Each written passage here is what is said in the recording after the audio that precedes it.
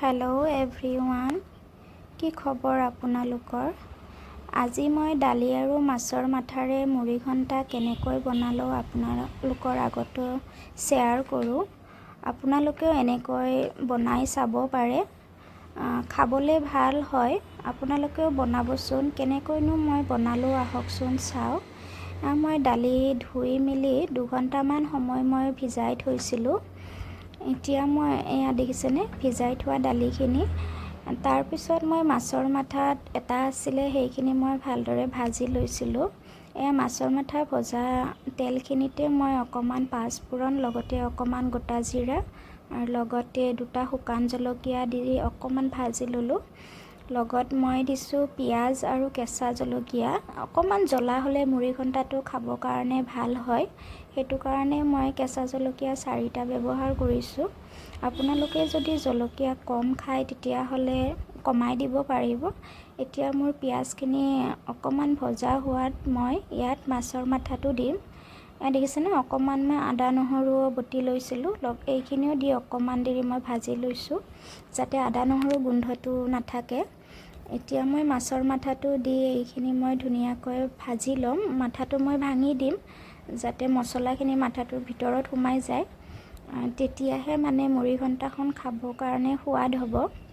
এয়া মই 2 মিনিট সময় এনেকৈ মাছৰ মাথাটো ভাঙি মেলি অকণমান ভাজি ল'লোঁ।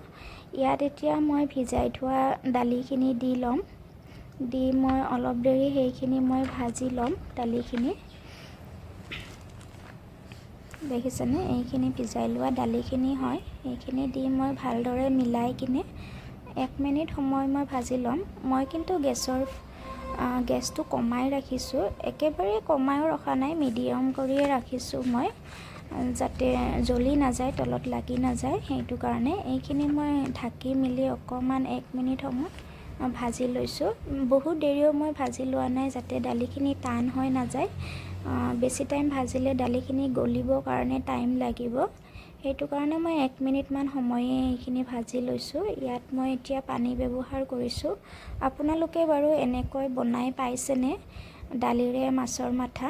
যদি বনাই পোৱা নাই এবাৰ বনাই চাবচোন আৰু মোক জনাব নাপাহৰিব কেনেকুৱা লাগিলে।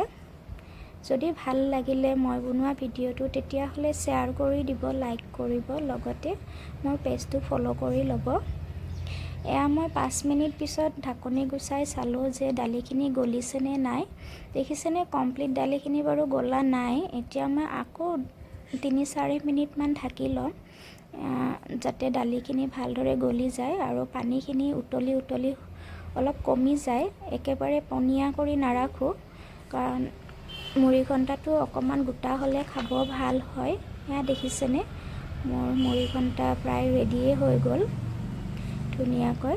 আপোনালোকেও এনেকৈ ট্ৰাই কৰিবচোন। সঁচাকৈ যদি কেতিয়াবা একো চব্জি নাথাকে, আমি সাধাৰণতে মাছৰ মাথা বেঙেনাৰে মুড়ি ঘণ্টা বনাওঁ, যদি কেতিয়াবা বেঙেনা নাথাকে এনেকৈও বনাই খাব পাৰে। ট্ৰাই কৰিব আপোনালোকে। মোৰ ভিডিঅ'টো যদি ভাল লাগিলে লাইক কৰি দিব আৰু ভিডিঅ'টো শেষলৈ চোৱাৰ বাবে ধন্যবাদ।